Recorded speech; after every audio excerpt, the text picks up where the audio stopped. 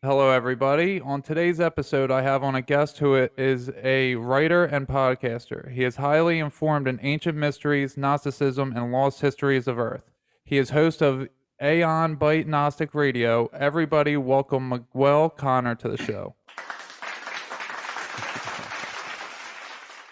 Where's the booze? Where's those booze? Let me say, I got him on here. Faked reality. Faked reality. We go from one faked reality to another, huh? That's right. So, welcome to the show, Miguel. Thank you so much for coming on the show. You know, you are a a good voice in this community of spiritual teachings, and in this day and age, there's a lot of podcasting happening, and you know, you really struck a chord with me the several times that I've heard you speak, and I'm honored to have you on my show. No, well, thank you very much.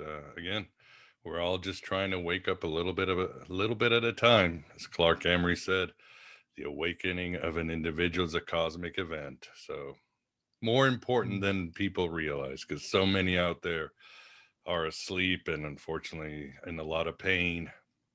Yeah, yeah, that's very true. I actually, I was with my parents this past weekend, and I moved last summer. I moved 750 miles away from them, uh, and I seen them this weekend, and it was tough. I could see how much pain my mom's in, and I'm trying to love her, and she's just, it's still that friction there, and it wasn't even like I wasn't trying to talk to convince her of that the government's bad or anything. It was just her and our relationship, our whole lives haven't been that great, and she just still sees me as what I used to be rather than who I am today, and it's hard when they're so asleep to the obvious.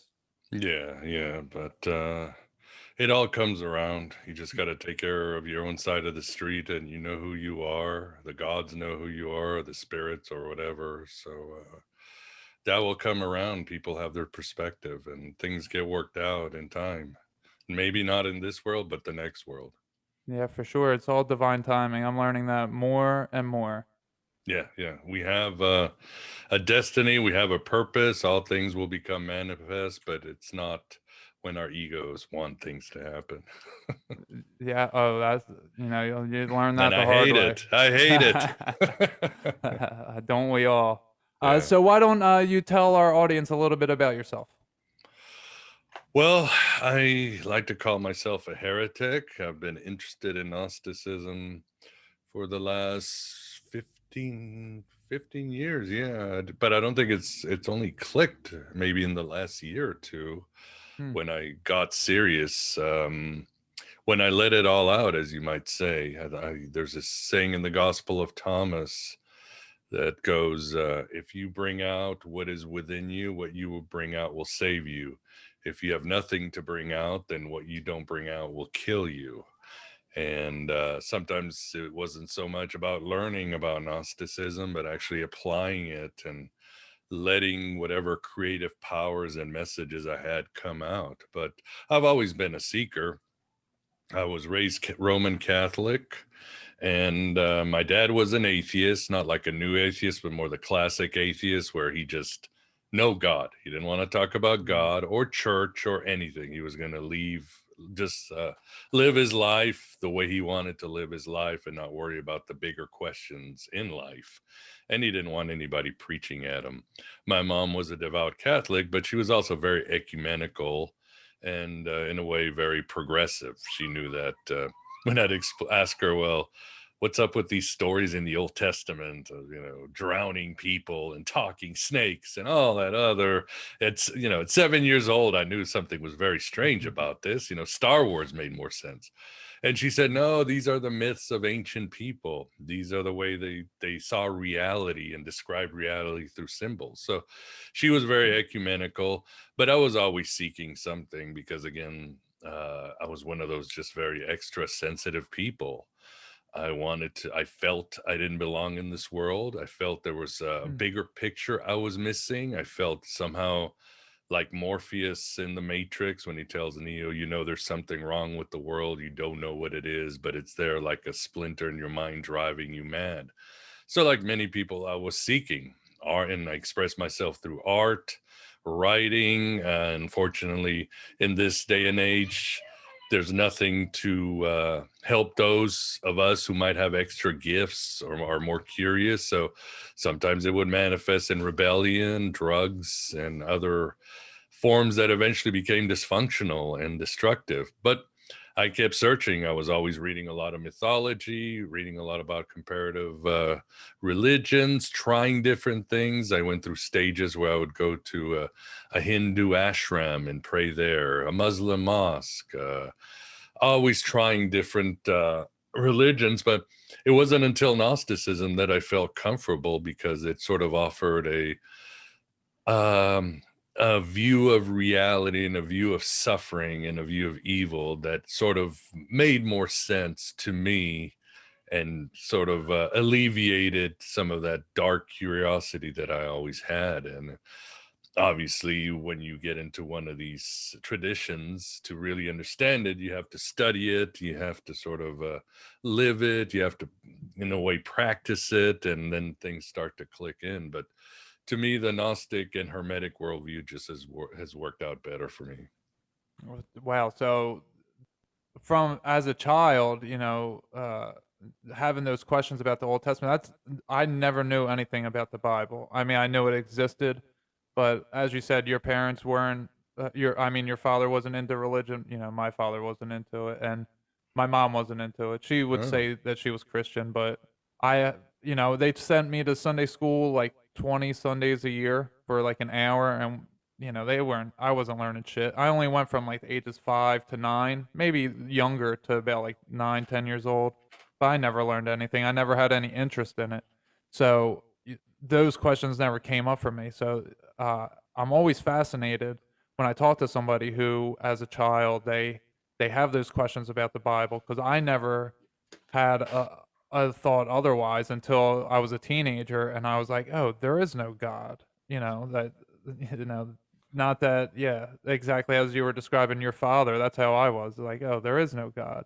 And I lived that way for a few years, and for about 10 years, maybe, yeah, about 10, 11 years, I lived that way, and then my life went downhill, and then I popped up from there. But, it's uh, I am also intrigued by how many different places that you've studied at, and then you arrived at Gnosticism, because a lot of people, when they're going through these transitional periods, they land on a religion. They typically choose one, and maybe they stop there, maybe they go to another one, but they don't search as many as you have. So I find that very fascinating. Now, what is it about evil in Gnosticism that made it more feasible for you than the religions?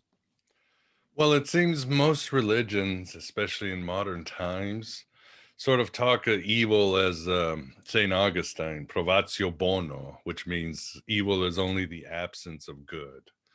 That it's the choices humans made, and the world is sort of this harmonious circle of life, and Duality. everything, well, yeah, no, everything is the way it's supposed to be, and there's a plan, and everything's moving in the right direction, and God is in complete control, whether it's the God of the Bible or Brahma or Allah, and just shut up and take it.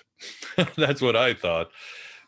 And everything was fine. I mean, that's the way most religions are. And that's sort of, yes, religions will put things like Satan and other things, but they seem to be just minor boss guys in the long run. It's like, oh, they're just here to tempt you or something like that. But God is in control, and there's this grand divine plan for the material universe. And obviously, secularism has kind of their own religion, because it's we're all ruled by the laws of math and the elegant laws of physics and evolution, and everything's just going the way it is on Gaia, and the universe is expanding, blah blah blah. But it never felt right to me, because of the suffering that I would see and sense, not just the way human beings treated each other, which is bad enough in itself. It's like we're possessed half of the time, because all this wars and the way we treat each other is just completely illogical, makes no sense. And I'm no better. I mean, I get stuck in narratives and I've done terrible things, and even now I say stupid things to people that I regret, that bring them harm. So that's, even if we take the broken down psyche of human beings, we monkeys that have learned how to split the atom, the universe still makes no sense. It's a universe, and this is something Joseph Campbell said, is like all creatures are born to eat each other in order to exist. I'm like, who invented this shit? Whether it was evolution or some god, we have to hurt others and consume them to survive. I mean, can't we be more like trees? And the idea of, I mean, even viruses aren't even a form of life. They're just this wasted material matter that consumes. And then there's the idea of temporality, the idea of nature being, again, this sort of slaughterhouse where everything's eating everything and disease is killing off. It's just this immense suffering, even though there is immense beauty and elegance and even empathy. This is kind of an odd universe. It's a universe of death, Mm. impermanence. Nothing lasts forever, and you're here, and it seems you're out of the game just as quickly. And it's very capricious the way fate is and nature is. So that made no sense to me, because I think Gnosticism has a lot of parallels with Buddhism. So you can say life is suffering, and the Gnostics were like, well, why? So as the Gnostics came to the conclusion that this is some sort of prison planet, is some sort of cosmic concentration camp, because this is a place of suffering, this is a place of limitation, and this is and it just seems like some sort of construct to keep our consciousness trapped. So the Gnostics sort of solved that problem of suffering, and it made me, because I obviously, like many, I want suffering to end. I want to understand the metaphysical reasons for this suffering. And the Gnostics posited that this was an imperfect world constructed in a sort of like bad software by these beings called the archons, headed by the Demiurge, in order to feed off of us, like in the Matrix. The Matrix feeds off of the brain electricity of humans. The archons feed off our very divine spark, as the Gnostics called it, our consciousness. And they create this trap that's not only pain but also pleasure, material things, food, money, video games, phones, or whatever. Throughout history, the pleasure principle also keeps us down, hidden, asleep, ignorant of our divine reality beyond the stars. So I know I'm babbling, but it just made no sense that suffering and the idea of evil, because I thought only somebody completely demented and deranged could create such a universe, when there's countless ways you could have created a universe and to take care of all living and sentient things in this universe. Yeah, I've been rereading the Book of Enoch, and I mean, the more I read it, the more it blows my mind, the more my understanding changes without it and then going back to it. So I'm reading it now and I'm starting to understand that where we are, beings, I think, rose up, that this place is, well, actually, so before I get to that, this place, I was talking to someone last week and he said it was mathematically proven a few weeks ago that a black hole is projecting a hologram of what everything, all the information that's underneath it. So you know how they say all the information goes to the bottom of a black hole and it just stays there? Well, Uh-huh. they're saying that the opposite side, it's staying there because it's being projected outward. Wow. So so I think it's kind of the reverse of this. So that's how I'm starting to understand it, and having that understanding, and now reading the Book of Enoch, and him saying that every star, moon, and sun and planet, they're all their own being. And my third eye is very awake. So when I'm reading, I start seeing things, and I see that Hmm. the fallen angels are the stars, and they came down here. And when they come down, instead of being one being, their consciousness is so large that they become hundreds or thousands of different humans. And it actually says it in the book of Enoch. At one point, it says that there's 4 beings that rotate the sun. Or no, yeah, I forget the exact numbers, but then it gets to like the 3rd group, and it's like there's hundreds of thousands move the stars. So it's describing how I'm feeling already, and I'm just like, whoa, it's blowing my mind. And now what you're saying with this place is death. Everything has to consume something in order to live here, except for plants, as you were saying, like the trees. Because they're of this place. Everything else has been somehow consciousness. I guess the fallen came here, and the way that I see it is it's a Russian nesting doll, and we're at the solid one. We're completely solid.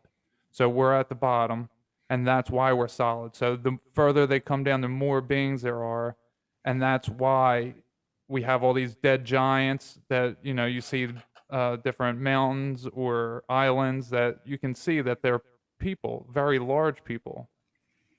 And then I think that they rose up, and in order to stay living, they had to consume the other ones for protein in order to feed the physical body. And now we gotten to a point where ET races, or however we classify it, different spiritual beings have done things to us to manipulate our bodies so that we don't need to exactly protein in the same way. We can consume many different things in this way. And I'm just having a very good understanding of more when I'm speaking to you, and you're telling me, that's why the Gnostics, that's what the difference between the Gnostics and the Buddhists pretty much is, the way that they see that. And it's such a good point, because this place is a place of consumption, and like you said, there's so many other different ways to do it.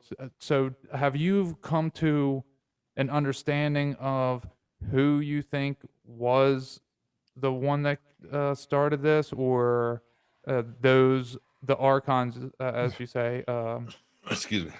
No, how they started this, or any of those types of questions? I don't have an exact model. I think our monkey brains can only comprehend so much, and we're always going to be off by a little bit. Everybody's saying something that's a part of the truth. I mean, these myths, I think, are, to put it simply, are existentialist truths that are explained in the form of a story. As a friend once said, I've never met an archon, but I feel their power or their effects every day of my life.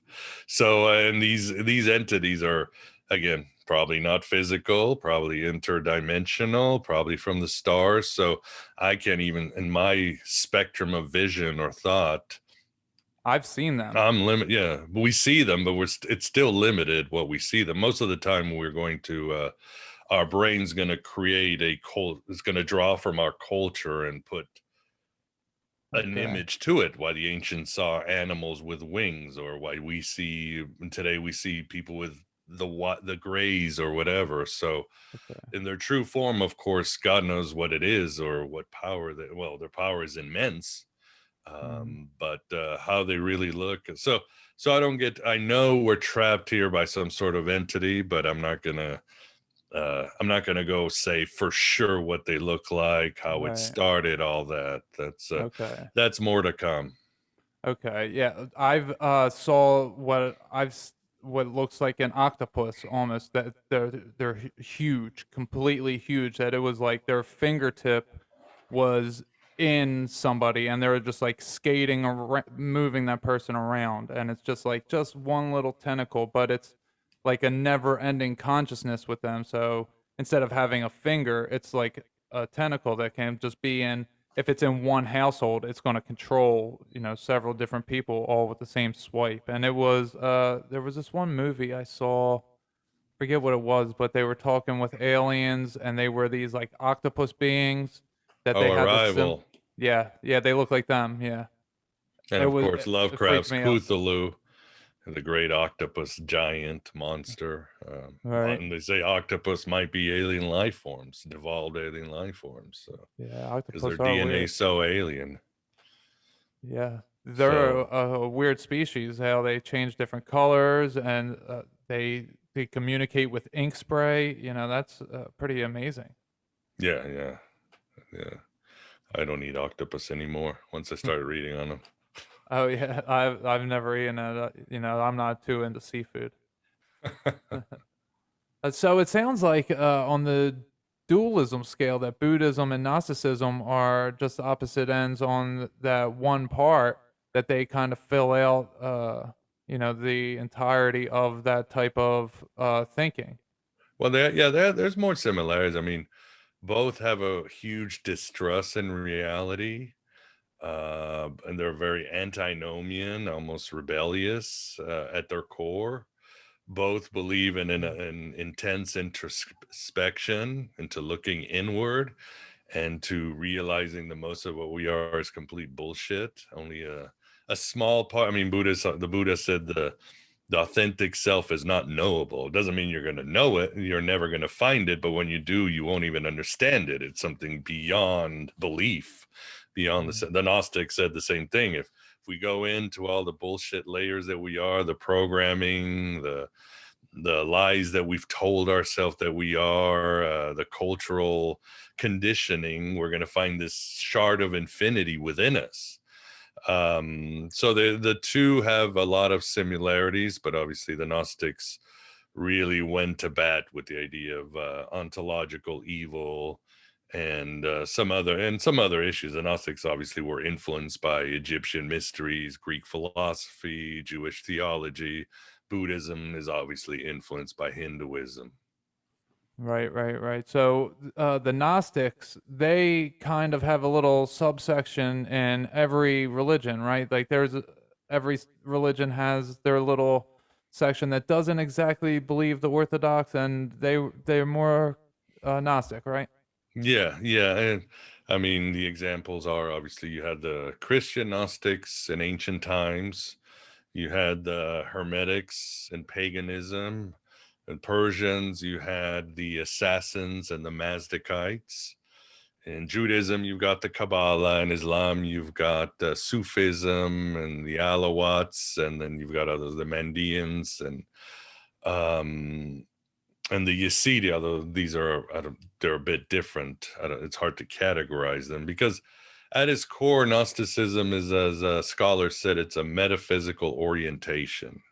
It's almost like you get the red pill. One day something happens, and you go, "Wait a second," and it's probably natural in any tribe, in any religion. You just realize something's wrong. The official narrative of your culture, your church is wrong. The official narrative of reality is wrong. You want to look behind the veil and say there's got to be more.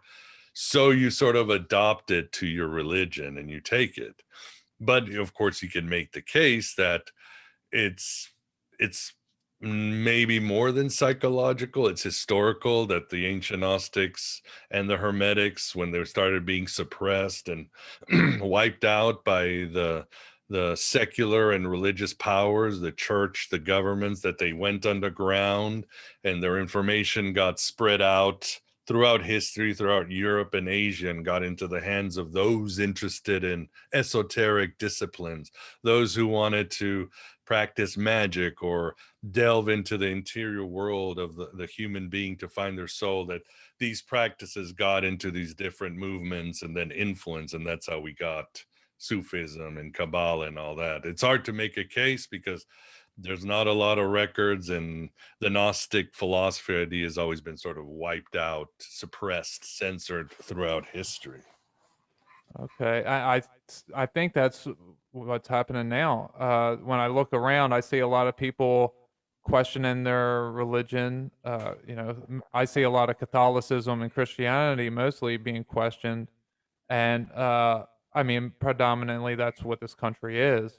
But I see it with everyone getting the censorship, and so many different types of people are starting to figure out all these that they're more than a physical being right now.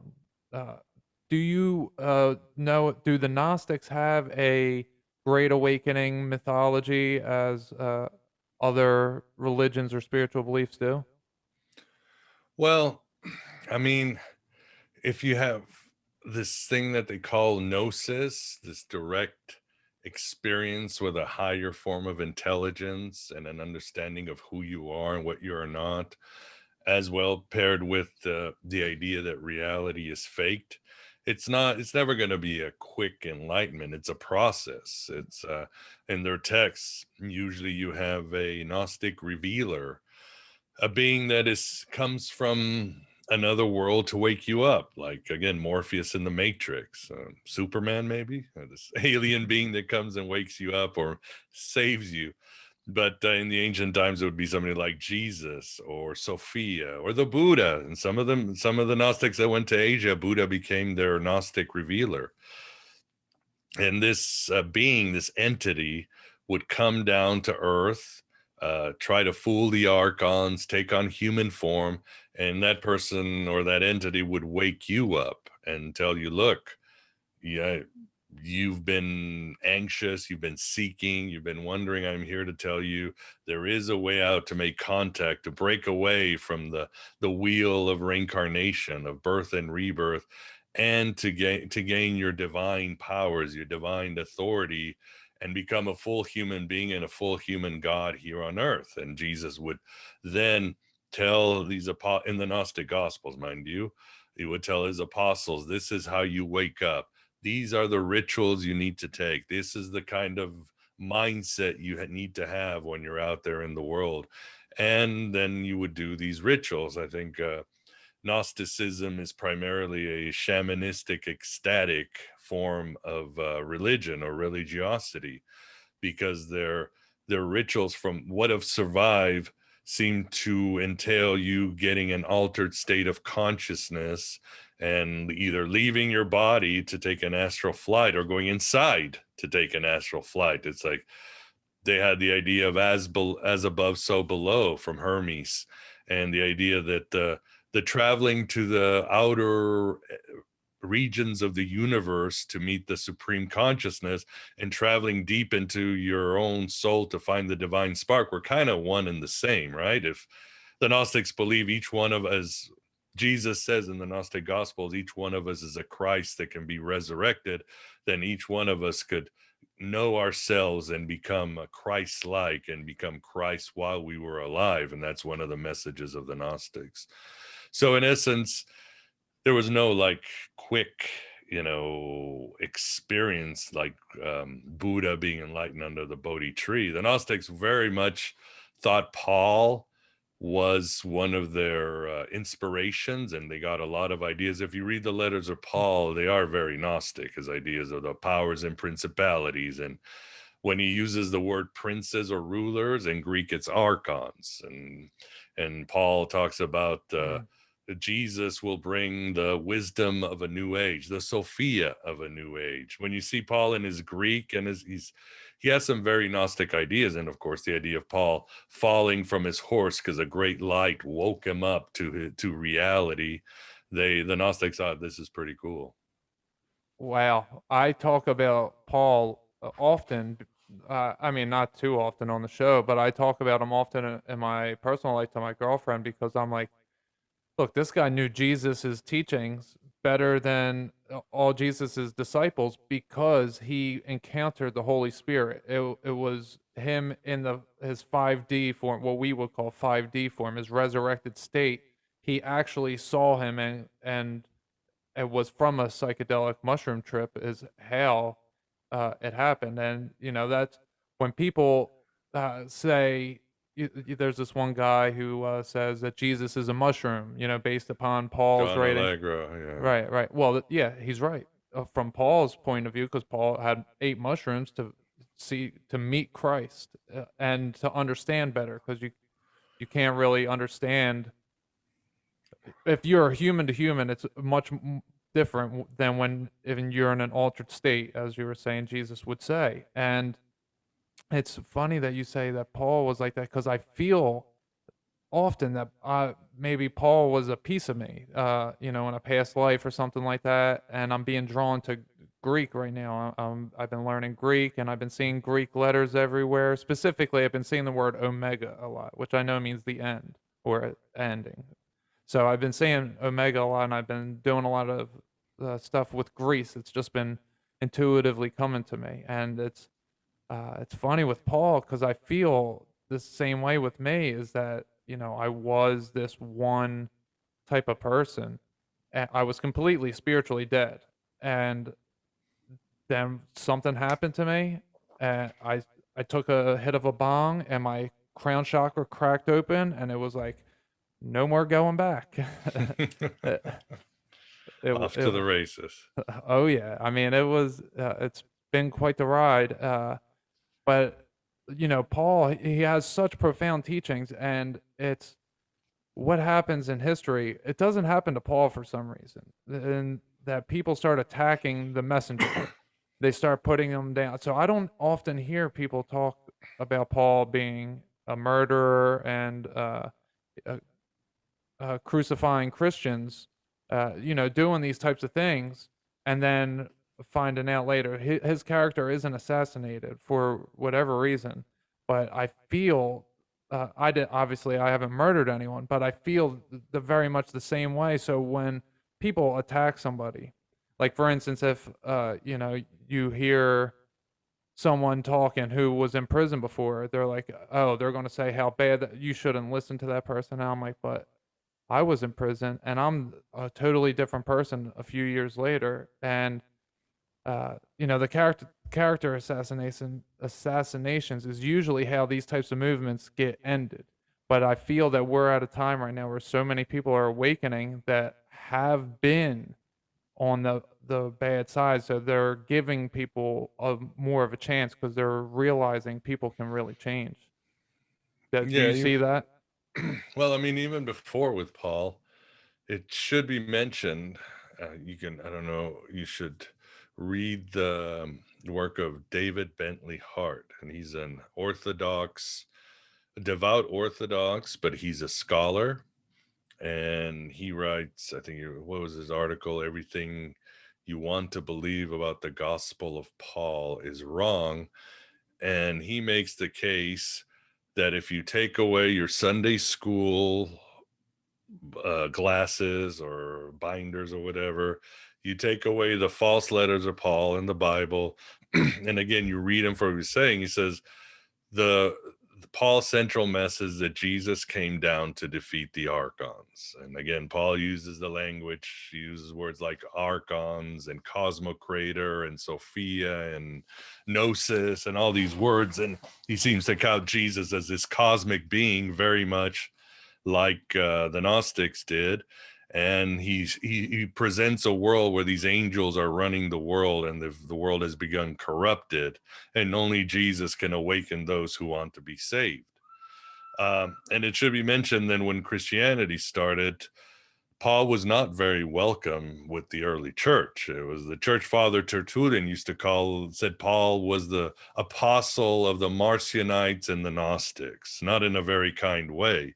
But what happened is his message was making an impact. So the church knew that perhaps the best thing to do is to appropriate him. We'll just throw some different gospels, we'll couch his words in a certain way, and we'll make him a lot more closer to Peter, and we'll put him in the Bible. So that already there, Paul's message was sort of corrupted. And even a lot of the stuff he says that says it's sexist is not so. People think it's an interpolation, and it's not, hasn't been, or it's just been corrupted. I mean, he said some very progressive things. What does Paul say? He says, wives honor your men. Wives honor your husbands, but he also says husbands honor your wives. 2,000 years ago, that was completely a radical message, because women Mhm. had no rights. I mean, people thought women didn't even have souls. And Paul's saying, no, look, this Christian community, we have to be equal, and we have to go out.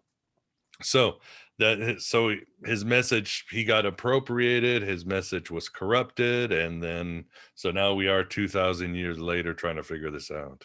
Well, my favorite thing about Paul was he was telling everyone, you don't have to go change anybody's mind. Just live your life the way that you're supposed to. And if you do it correctly, and you get your household all does it correctly, everyone else will want to live like you because all your neighbors are going to see all the abundance, all the happiness, all the love, all the peace. And once they see that, they're going to want to do it. Then they're going to ask you. But if you go out doing it, such as Jehovah's Witnesses go knocking, or there's different groups that do that. But when you do that, you turn people off, and you give yourself this perception. And I feel like that's probably programmed into us when we start to awaken. I feel like that's you have to get out of that stage of waking other people up. Once you're awake, you're like, oh, I gotta tell everybody, and that's something we have. It's programmed into us. I feel. Mhm. Yeah, yeah, of course. You always want to others to experience what you've experienced, and you want Hmm. others to have a broader consciousness, a wider consciousness, to see reality what it is, and share the tools you've gotten to cope with reality and everything else. So that's for sure. It's never easy because people don't want to listen to it.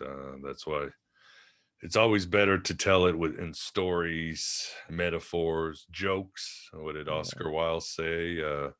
If you want to convince people, make sure they laugh, or else they will kill you. And he's Mm. right. People don't want you. You can tell somebody, please stop waging war, and they'll go, oh, of course, but it happens. But if you show somebody a beautiful story or a movie or a poem or a song, that resonates even better. So that's the hard part. And obviously these ancient teachers would use parables. Jesus used parables Right. or metaphors or myths to convince people. Well, I feel it's easier to communicate some messages by using metaphor. And I know that Jesus did it to hide his what he was teaching in front of the Pharisees, because if you don't get it, you don't get it. And you're like, they're sitting there like, what is this guy talking about? How are these people following him? This doesn't make sense. And it's like, oh yeah, because it's in parable. So if you get it, if you speak the language of parable or metaphor, allegory, whatever, if you speak that language, you get it. And if you don't, then you don't. And for me, I speak in it often. And then when I come across someone who doesn't get it, I'm like, man, like like I can't help you see what I'm trying to say any easier. If you have to make the connection yourself. I think in order to do that. Yeah, yeah, yeah. And sometimes if you're not ready, you're not ready. So you might as well speak in a parable or some sort of hidden message. Yeah, Jesus says in Right. the Gospel of Mark, to the masses I speak in parables, but to you I will give the mysteries. Who knows what the mysteries were? Right. Jesus might have been, again, like Paul, they had this, like the Gnostics, it was a very secretive mystery religion. And I think they were part of some sort of mystery vibe. I still love to hear how, after the Eleusinian mysteries, the great mystery schools in Greek from the goddess Demeter and Persephone, that accepted slaves and nobles alike, and the philosophers were part of it.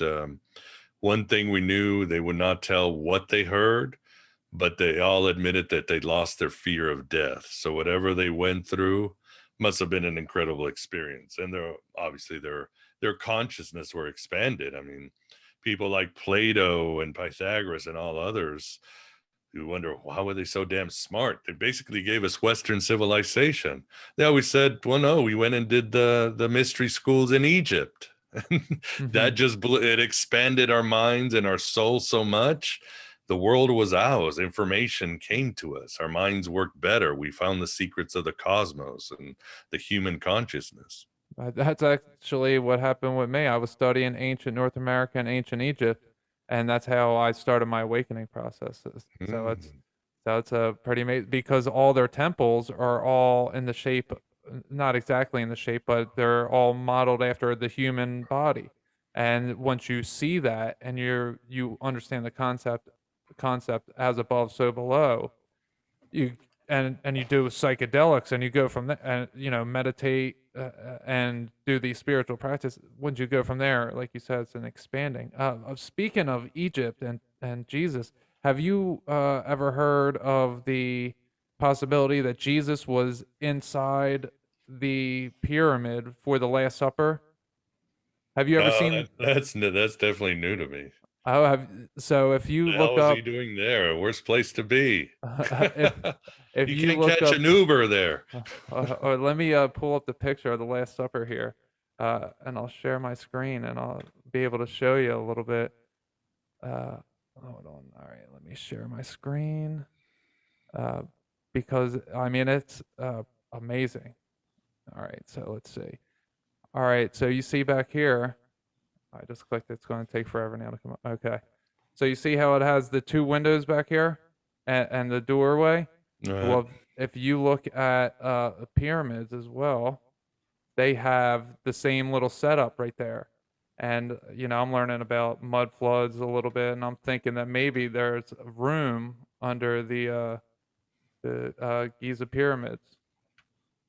Um, yeah, but then I mean, A, it it was Da looks like it in that Vinci. that painting Yeah, anyway. it's Da Vinci who did it, and B, if it was the Last Uh, Supper, how was he going to end up in Jerusalem the next day to be tried? yeah, yeah, that's a good point. Let's stop the share. Yeah, that's something interesting. I seen a meme of it, and it was like, huh, because where would that idea come from? Because I think it was actually a an Aztec pyramid or a Mayan pyramid, one of the step pyramids that has the little chamber underneath with the windows Mm, set up in the same manner. So mm. I was just interested if you've heard about that. No, no, I haven't. But go down that rabbit hole. It'll lead you to these things. And whenever I have some sort of conspiracy, I haven't done the mud floods. I just don't have time. There's such a Yeah, wealth of conspiracies. I'm like, yeah, how am I going to get to all this shit? So I right. just pick a few. And even, I mean, you could spend lifetime studying 9/11 or I mud know. floods or any of these conspiracies. I mean, people have been spending decades with the Kennedy assassination. I mean, we're talking man hours, and after generations, it seems it was the CIA. I think we're pretty much confident it was the CIA, and there was not just one shooter, but still, there's still so much. So Yeah, but I always tell people, if you go down any conspiracy and it talks to you, just go down it. But the important thing is, why did you go down there? Something inside of you called you, and some of mm, it, sometimes it's something you need to work out in your own life. It's a projection. You need to learn something about yourself. What's your state of mind? And just study yourself as much as you study the conspiracy and see where it goes. Don't have to be You don't have to commit, because again, things can change at the drop of a hat. You can change. And with the Kennedy decades, there's going to be more information before what you thought you knew today, tomorrow might be completely different. So yeah. And who's to say what the real information ever is? It's the same people leaking it out are the same ones who have the information. exactly, when they're ready. Exactly. So with Jesus, what I know that the Gnostics respect Jesus, but they look at Jesus a little bit differently than the Christians do, and a little bit differently than, say, the Jews.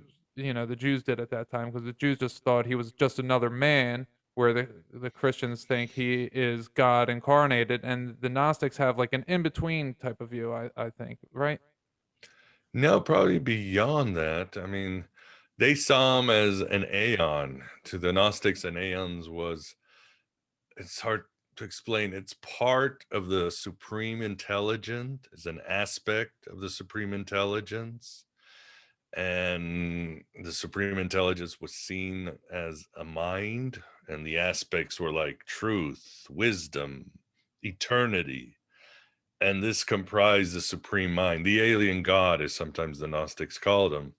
And Jesus was usually associated with the logos, and that term appears in paganism, with the Stoics. It appears several, but logos is the divine reason of God. It's the faculty that innovates, thinks, creates. And even Paul talks about how Jesus sustains the universe itself. I mean, when you read the Gospel of John, it says, "In the beginning was the Word." That's a mistranslation. It should be, "In the beginning was the Logos, and the Logos was with God." And you know what I mean? Jesus is the Logos, the divine reason of God.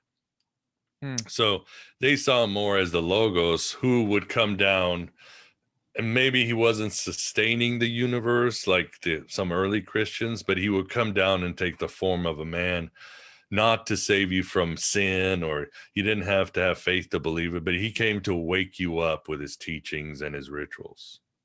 Wow. What you're just saying there, again, I have to go back to the book of Enoch, because Enoch's vision, when he was taken to heaven by Uriel, Uh, he was shown that only the Son of Man, who was allowed to approach the Ancient One, or the Lord of Spirits, and the Lord of Spirits or the Ancient One, whatever, it goes back and forth.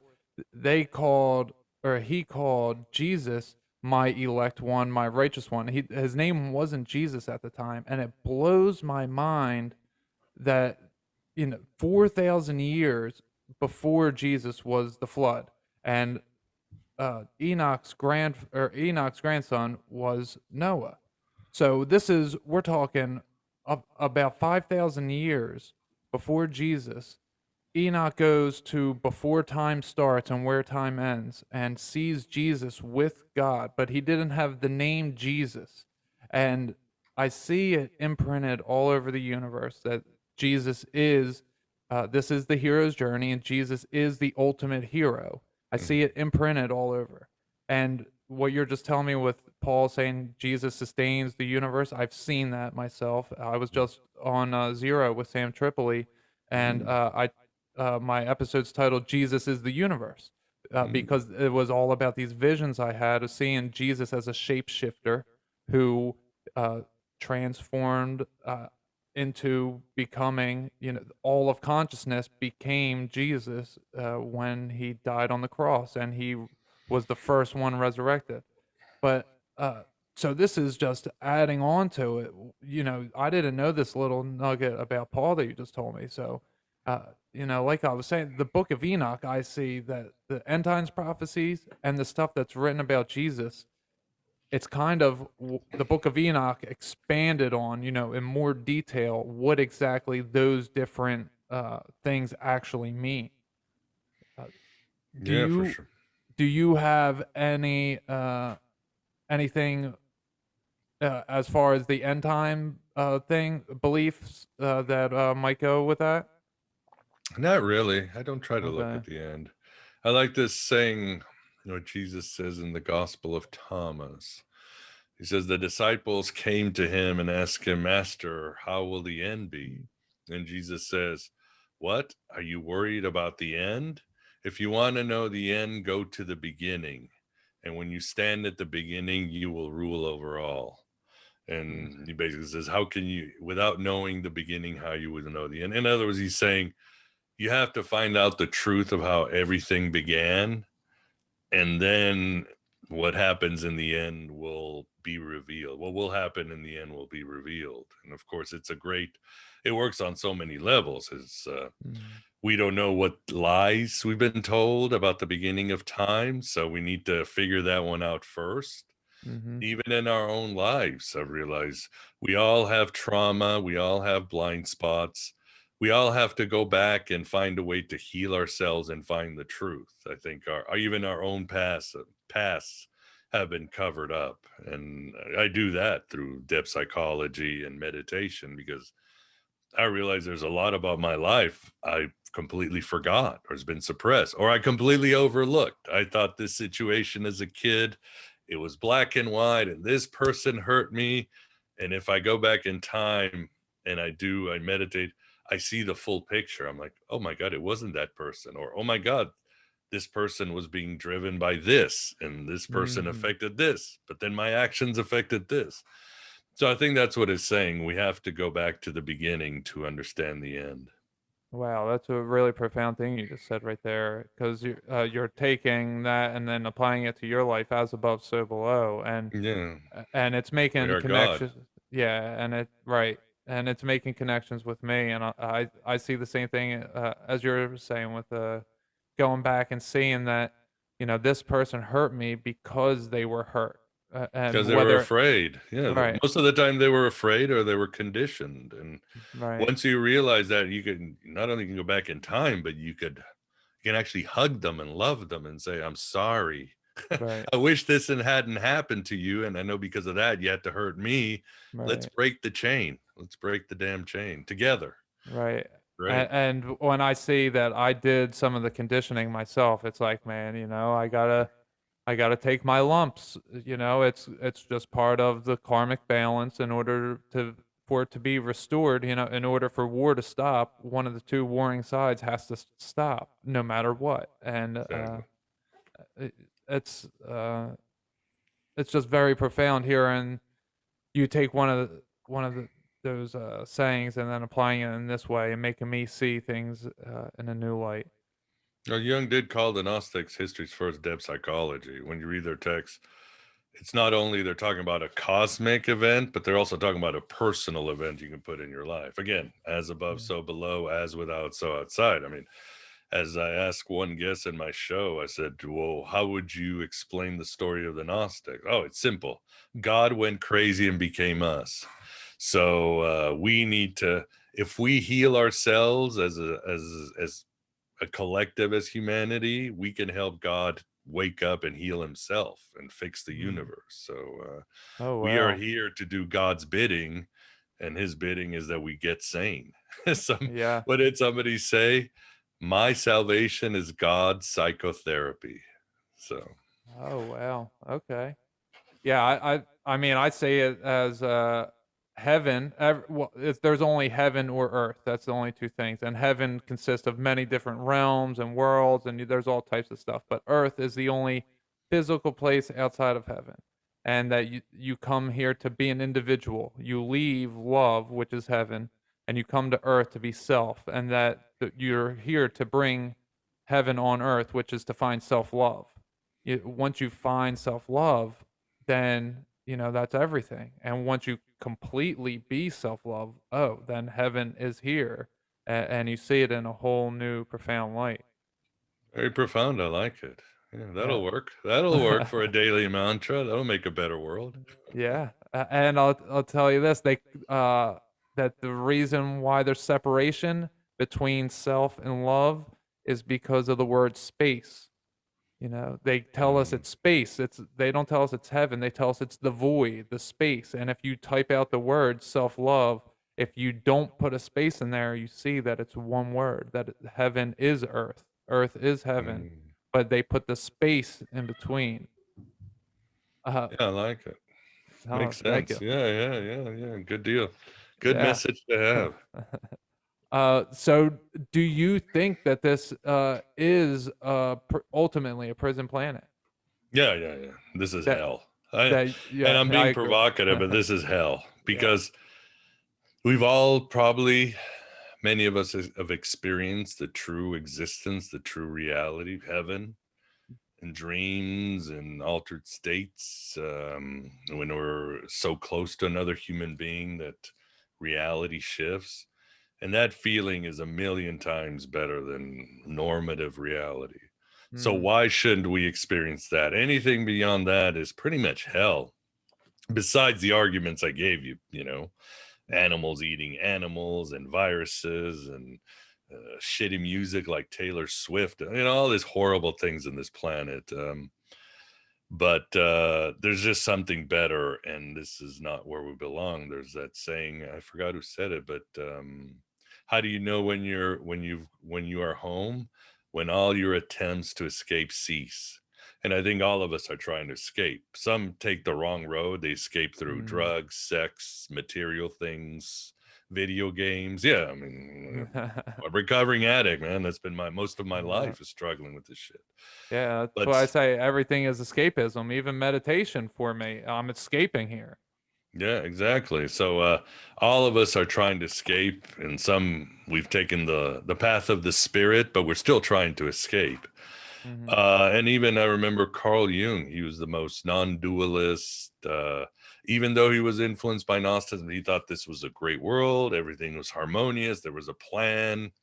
He had a near-death experience. He went in for an operation and had a heart attack while he was under, and he had a near-death experience. And when he came back hours later, he was like, shit, what I felt was so much better. I don't want to be here anymore because I know that what's on the other side that I experience is a billion times better than this.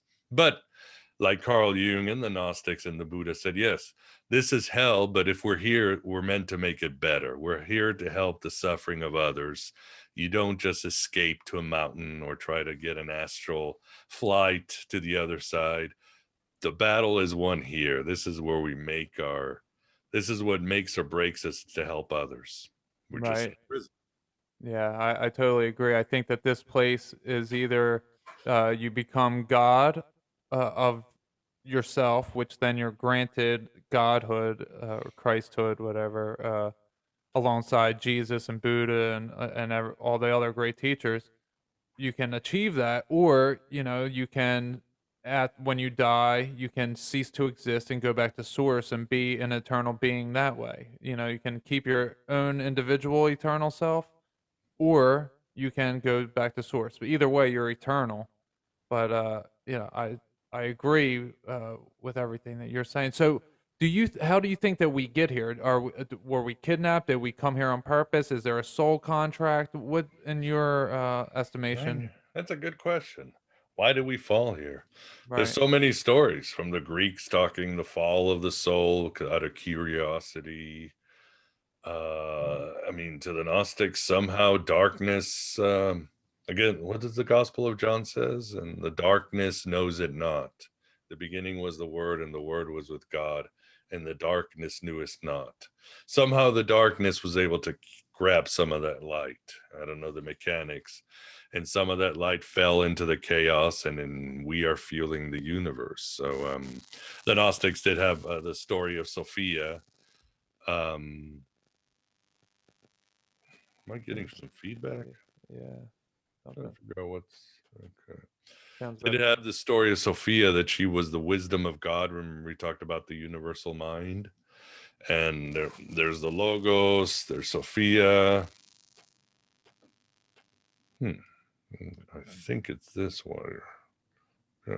There's the logos, but there was Sophia, the wisdom of God, and she became curious and transgressed, and she fell down into the earth and created a being called the Demiurge, her son. And the Demiurge created our universe and trapped some of her power, and that power became us. But that's sort of one of their myths. But in their myths, yeah, somehow there's some pre-cosmic cataclysm where part of the divine becomes curious and emanates too far out and falls into the darkness and forgets about itself and then becomes us human. Okay, it makes sense. Unless we came from another planet, which is possible, but it's kind of the same story, except one's ancient mythology and one is more today's science, but it's the same damn story. Right. And the way that I see it is that we're fallen angels, and that we are, like I was saying earlier, is that we come from a star. That one star is hundreds of thousands of human souls, and or maybe tens of thousands, however many. And they come down, and then you look at science, and science tells us we're stardust, or our carbon, Right. physically stardust. And what you were just saying, the Greeks think that the soul fell because of curiosity, and what was that curiosity? Was it that what was here was attractive, but then if there was something here already, then what is that?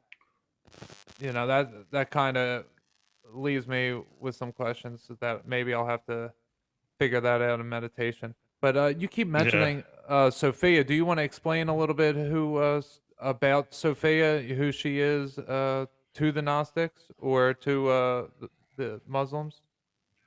Yeah. Hold on, I'm trying to figure out what is the source of this thing. All right, I hope you stopped. Um, yeah, the Gnostics obviously were very indebted to the Hebrew Bible or the Old Testament. Some have said that they probably start out as disenfranchised Jews who were done with the Second Temple, and maybe they were in Egypt and they began participating in the Egyptian mysteries, and they sort of, their mind was blown about how things were going, about the nature of the universe.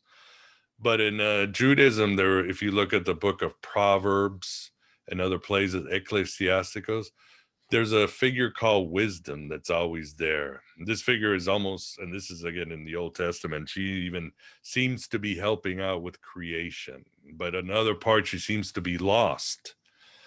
And so the Gnostics said, well, I mean, the Jews call it, the Kabbalists call her the Shekinah, but the Gnostics said there seems to be this wisdom figure that is lost in our world, and she seems to be very powerful and equal to God. So what's going on? And they started having visions.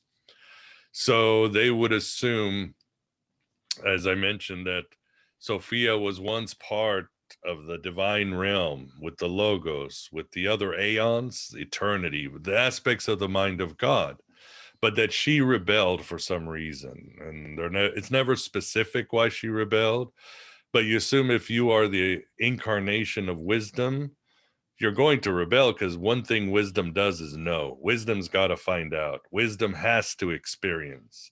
Wisdom, wise people, one thing you know about wise people is they've made mistakes and they've done terrible things. That's why they're wise. And now think of wisdom incarnate. So it almost seemed it was going to happen that as soon as God knew himself, that wisdom would rebel. But in a rebellion, she gets thrown out of the eternal realm and falls. But she becomes pregnant with her own sorrow because she's feeling bad, she's feeling guilty, and somehow she becomes pregnant with her sorrow, and she begins to give birth, and she creates the material universe with her sorrow. But eventually she gives birth to this being called the Demiurge. And this being is all of her sorrow, her anger, her fear concentrated into the supreme being. And this supreme being takes some of her power and creates the material universe. And the Demiurge, the Gnostics associated him with the God of the Old Testament, or the God of the Hebrew Bible, the very haughty, angry God, Yahweh. So this begins some sort of cosmic battle between Sophia and her son, the Demiurge. And we humans, because he stole some of her power and scattered in the universe, we human beings are the pieces of Sophia trapped in this universe, because parts of Sophia again fuel the universe, which the Demiurge needs to control and create his little false realm, his kingdom that he so proudly has. Wow. Wow, that is amazing. That the because the female, I feel the physical body is the female, and the spirit that fills it is the male, and I feel like that's why, mostly why we look at God as a male, because we're talking of the spirit typically.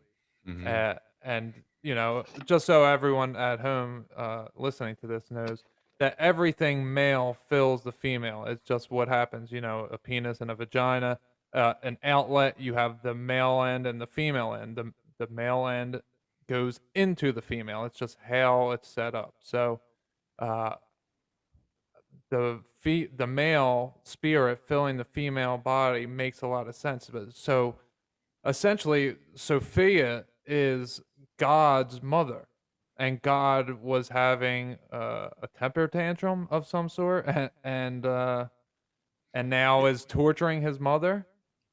You could say so. He's decided he's Mm. gonna control, he's created his realm and he's gonna rule it with an iron fist.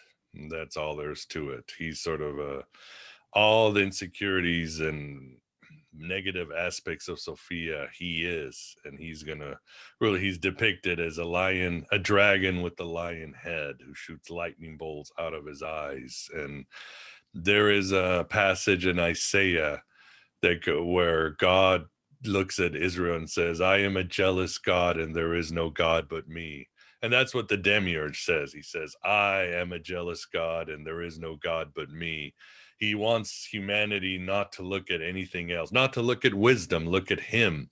And he wants a world that's mechanistic, that's orderly, that's everything makes sense and fits together. But he creates sort of a disaster when you think about it, because he's too mechanistic, he's too on the rational side, he's too arrogant, and it's a great metaphor about our egos. I mean, Mm-hmm.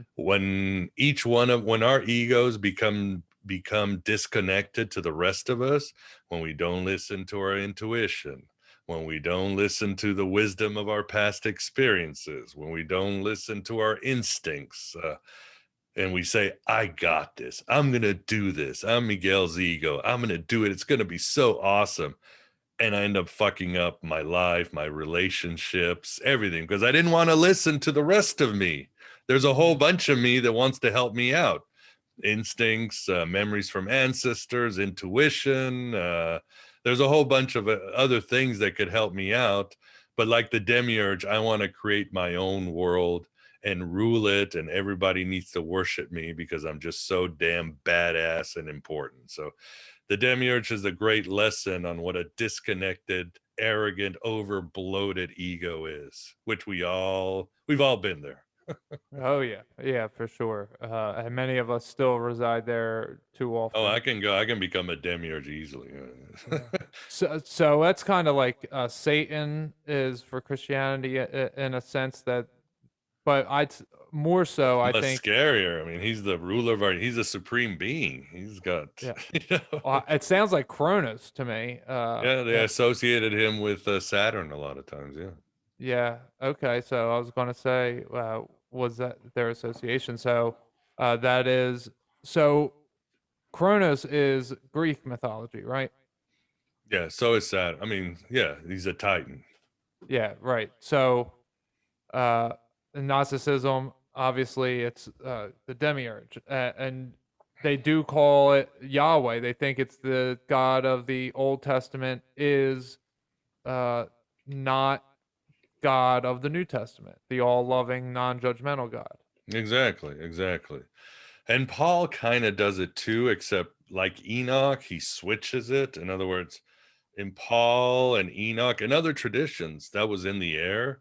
You have Yahweh as the creator, but he lets his angels, they either take over or they start screwing things up. I mean, Paul's talking about the angels were the ones who gave the law of Moses, and they made a mistake and they're mismanaging the universe, and they've screwed things up, and Jesus has to fix it. To the Gnostics, of course, it was just Yahweh is the one who screwed it up, and then there was this other God above God or alien God. So I mean, call them what you want, they're kind of saying the same story.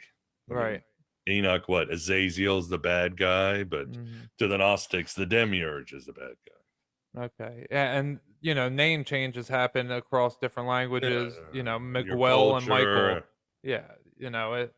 So that could just be whatever the language. It's just how it uh, Yeah, but it translated. starts with Paul. I mean, Paul and Okay. Enoch and these guys are still saying it's angels. So it's still, they're not blaming Yahweh. But then Paul, he doesn't blame Yahweh, but he does this twist that changes history. He says, well, the law sucks, or you don't have to follow the law. The law that came down from heaven that says this is what you have to do to be a Jew. With the Paul complete 636 rules or Yeah, the whatever. law. Paul goes, no, you don't have to get circumcised. You don't have to follow the law. It was from angels. Once Paul did that, that sort of changed the game. And the later Gnostics will say, well, if the law sucks, then so does the God. Yeah. Well, so I think it's kind of like some of it. I think in the Old Testament, in Genesis specifically, it's describing consciousness growing up. Instead, it's not always a physical thing. It's not always a human thing. I think sometimes we get lost in translation and thinking that it's all one thing. So when I look at Genesis and it's talking about the flower of life and all these things, it doesn't say it in those terms, but when you can see it's sacred geometry, you can see everything that is being taught in Genesis. And even when I hear the metaphor of, uh, I forget who it was, but when they're talking about the Nephilim, he says we were like crickets to them, those giants. And sometimes I see in my third eye, I'm like, I feel like its consciousness about to hit its evolutionary level, and it gets afraid because it's like, oh, I can't compete because I'm not on their scale. Like as if we saw aliens and we would be afraid, like, oh no, I Uh, can't compete with them. So that's how sometimes I read the Bible. But I do agree that I think it's a combination of angels, or I'll say the Anunnaki, the fallen angels, who were giving the word, as well as Yahweh. And I think it got mixed in together to confuse everybody. So you don't really know who's being talked about at certain times, because El sometimes is being referred to as God, and other times it's just shortened for multiple gods, Elohim. And it's there's so many mistranslations, and it just doesn't all work the same way. And I think it's pieced together purposely to confuse you. But the ultimate sense that I get is that Jesus is not necessarily from the same is he's from something that the God of the Old Testament is also from, but is not. Jesus isn't from the God of the Old Testament. I don't feel that. So, I kind of agree with what the Gnostics are saying. yeah, and I mean, you also have to understand the Old Testament wasn't the whole Hebrew tradition. There was once a time where you had Asherah worship. It was more holistic. There was probably psychedelics used. I mean, they found cannabis in temples in Jerusalem just even recently. Hmm. So what Israel was is very different than what you might see in the Old Testament. It was again a more holistic, whole shamanistic kind of culture with goddish worship and probably spirits and magic and who knows what else. So there was a lot more going on than what we've been told. Right, and I feel that the fear-based parts of religion, I think I see it in Judaism a lot, and in Islam as well, that you have to be so devoted and subservient a in a physical way rather than in a mental way in order to heal yourself, like that you are afraid to do wrong. I Mm. like people often say, like, I have the fear of God in me, and I'm like, no, I don't have any fear of God. I love God. Why would I fear God? Yeah. So that's just something that I don't quite get it. I mean, I do get what they're saying, that, oh, I'm afraid of his wrath, so I want to do good. But for me, it's like I want God's love. That's why I want to do good. Yeah, yeah. Or sometimes it's awe. Sometimes it might be too much. There's that myth of Zeus and Semele, the mother of Dionysus, and Zeus is kind of happy with her, and she's pregnant, and Semele says, "I want to see you as you truly are. Stop appearing to me as a mortal or something." And Zeus, "I can't." And Semele gives a please, please, and she coaxes him and says, "Okay." And Zeus shows him his entire god form, and she falls down dead. And then Zeus has to take Dionysus out of her belly and raise him. So in other Wow. words, it's scary to see truth, reality. You know what I mean? Yeah. And I've always said, yeah, I always think if we saw all of reality as it is, or we saw the divine realm, it might just melt our brains. Wouldn't be Yeah. surprised. Yeah, I think that's why we have to slowly incorporate it, and Hmm. I kind of think that's what the Great Awakening is. It's everybody is getting acclimated, and if enough of us do, it the fear can be diverted away if there's enough of us receiving different pieces of it. I feel that we can put it together, like we're each a projector, and I'll receive 20%, this person receives 20%, this person does. So we make up the 100%. We can all see our piece, and then we talk together. And I think that's kind of how it eases it for us. So once we become more comfortable with what we're talking about, more confident in our understandings, even though at the same time we're like, well, anything's possible. I don't really know shit. We start to get an understanding of that on a more firm level than before you start waking up and you're like, oh, I know, there's no God. I determine. I'm 14 years old. There's no God. I determine that. Yeah, I should say before my dad died, he did confess he believed there was a great spirit out there, and he thought it was logical. But again, he just didn't want to deal with it. But even Yeah. as an atheist, he said it's just more logical to think there's something out there. Yeah, well, it is because I was listening to I don't know why I put myself through this, but I was listening to a Big Bang versus God debate today, and the person's, they're saying like, oh, there was all of this energy field, and he's describing it in a scientific way, and he goes, but it's an unconscious being, and the whole time I'm thinking, I'm like, that is you can't have movement with something that's unconscious. It has to, in order to create something, there has to be a consciousness. A baseball is unconscious, and a mannequin is unconscious. A human is conscious, and a baseball is unconscious. For that baseball to strike something, it needs the consciousness to do it, to propel it. It can strike something from the mannequin. They're both just going to lay there. It's going to do Mhm. nothing. So, it's very illogical. And I used to think that way. It's very illogical to think that unconsciousness can create something. And if that were the case, if we cut off our arm would just grow a whole new body. If it's uh, it's just not logical to think that we're not consciousness. So, while the Big Bang might be a way to describe God coming from the star being a star to God now being humans on our level, the Russian nesting doll went from being all the way at the top to now being the completely solid version. Maybe that's just a good way to describe it, and science has complicated it to think that you're insignificant somehow because of it, when I think it Right. actually means you're more significant because it was purposely done.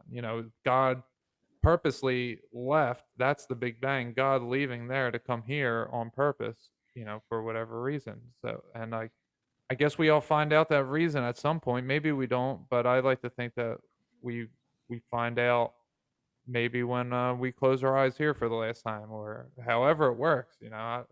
I've never died before, so I don't know how this place exactly works. You have, you just forgot.